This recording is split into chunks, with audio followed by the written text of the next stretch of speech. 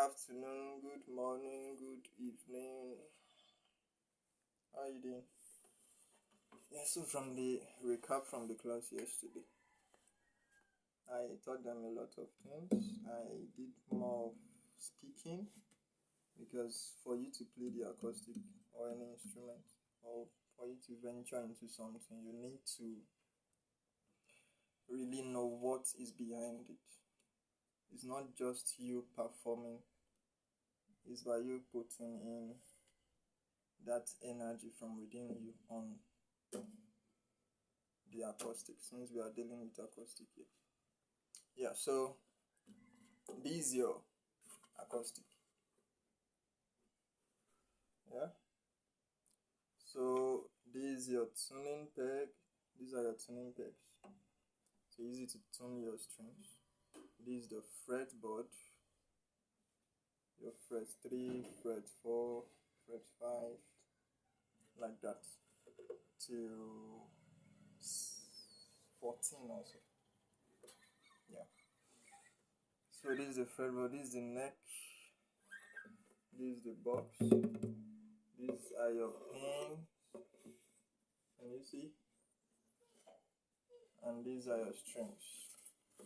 So your strings is from the tiniest to the thickest. So 1, 2, 3, 4, 5, 6. Can you see? Yeah.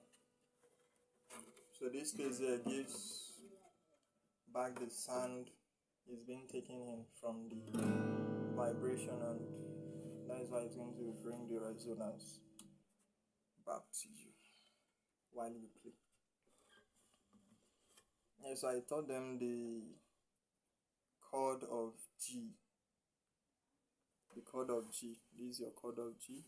But before we go there, so one of the things I told them is that we have 12 keys musically. So we have your C, we have your C sharp, and then we have your D, we have your D sharp, then we have E. E doesn't have a sharp.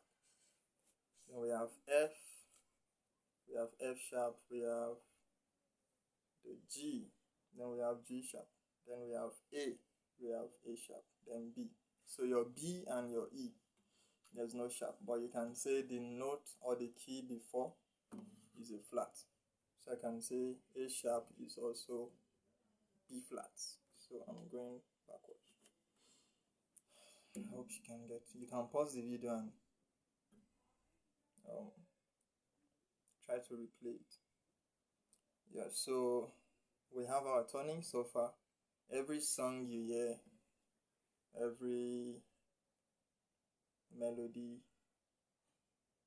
comprised of the notes. So in a key we have your notes, then we have your chords. So what makes up a chord is 2 or more notes. Like I'm going to be showing you guys the E minor chord later. You're only pinning down 2 strings on your 2nd fret, your 5th and 3rd string. Sorry, your 5th and your 4th string is your E minor. So you see, 2 or more notes makes up a chord. So this is an acoustic. A semi-acoustic is the one you can connect to the PC system now, the amplifier. Yeah. So I think basically that is all I discussed, and then I discussed about your muscle memory. Your muscle memory is one of the essential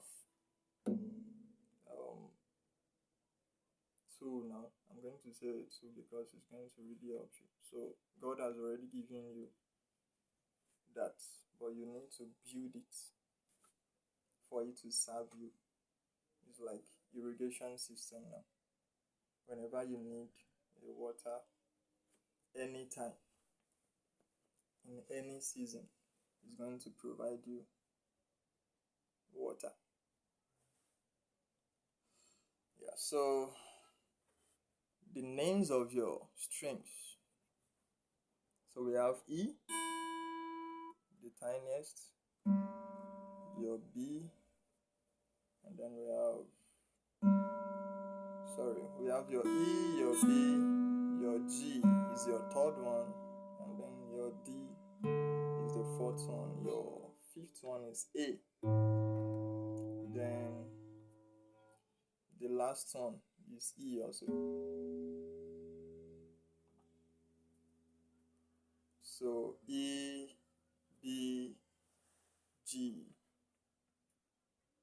D, A, E. So the first string and the last string, which is the sixth one, is both E. So if I should pick the last string or the first one. So this is my last string. The first fret is going to be F. I already gave you guys the number of keys we have. We have 12. So from E now, open, then my first fret with my index finger. That is going to turn to F. The next one will be F sharp. And the next one will be G, like that. Same thing applies to your A string. A open, if I should pin down my first fret, it's going to be A sharp, B, C. That's why you see basically when they play the key of C, which is the chord of C now, you pin down here, you come here, and you come here.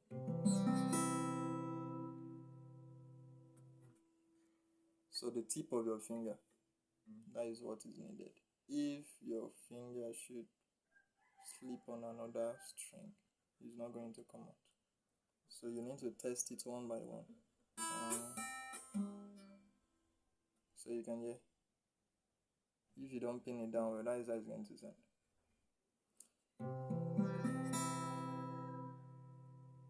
So that is your C chord. So I taught them G, not C now, but you can use that. So this is your G, your index, your middle finger on your third fret,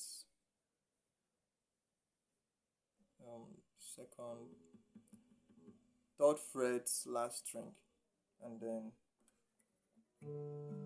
your index is on your second fret, fifth string, and then your pinky on the same fret as your middle finger, which is this one, on the first string. So do mi sa do, do mi sa do. So here's it. Index is coming to this place, middle coming to this place, pinky coming here.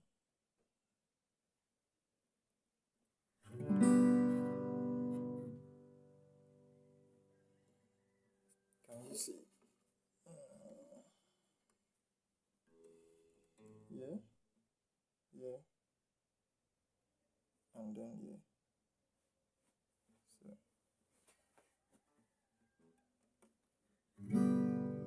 So yeah, so that is it. So let me explain the muscle memory for you guys. Muscle memory now. So some of you that ride bicycle, there's a way you were when you started.